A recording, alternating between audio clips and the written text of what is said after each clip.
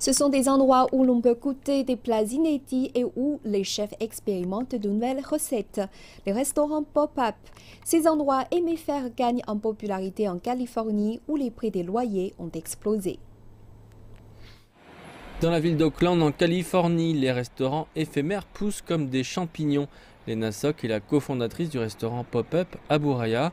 Elle dirige une équipe de 15 personnes qui, en plus de faire marcher le restaurant, travaillent dans des festivals musicaux et gastronomiques, servent des repas le midi dans le bar Hatch du mardi au vendredi et des dîners au restaurant Garden House du mercredi au vendredi. L'avantage du restaurant pop-up, c'est que c'est plus ou moins toute charge comprise. Il s'installe là où il y a un espace libre à certaines heures de la journée. Je prends l'exemple du Garden House. Il est normalement fermé la nuit. En l'utilisant, on s'assure que l'argent du loyer est dépensé à bon escient. Tout l'espace est utilisé. Dans sa cuisine mobile, tout équipé, le chef d'Abu Raya incorpore le twist californien dans du poulet frit à la japonaise, comme le très prisé plat d'avocat frit, une folie culinaire qui attire près de 150 clients chaque soir. C'est un concept inédit qui marche vraiment super bien. Le succès d'Abu Raya est tel que le pop-up est devenu permanent à des heures régulières à certains endroits en particulier.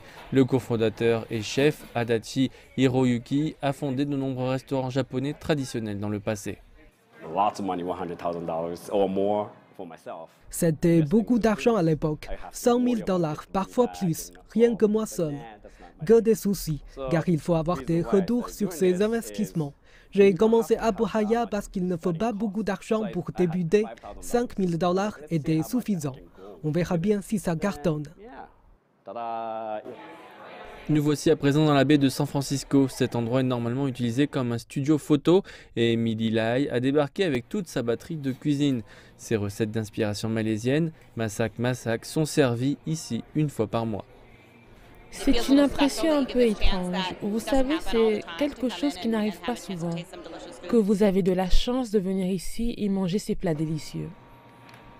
Emily a toujours travaillé dans le secteur de la restauration. Elle pense que ce phénomène pop-up est libérateur. Vous n'êtes plus stressé à l'idée de payer les charges et le personnel, et encore moins le loyer. Les restaurants pop-up servent également à tâter le terrain. Les restaurants malaisiens sont plutôt rares aux États-Unis, même en Californie. Avec ses saveurs audacieuses et uniques, Emily doit être en mesure de savoir ce que les clients veulent. Cette configuration me permet d'interagir avec mes clients.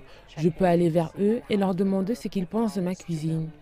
On voit aussi les assiettes revenir. Je peux savoir si cette personne a fini son assiette ou non. Alors je sais si tout va bien ou s'il y a un souci. Emily Lai crée elle-même ses menus et s'occupe de son marketing sur Internet. Pour Abu Raya, les réseaux sociaux ont permis au chef Hiroyuki de se constituer une vraie fan base. Mais en fin de compte, c'est toujours la qualité de la nourriture qui décide du succès d'un restaurant.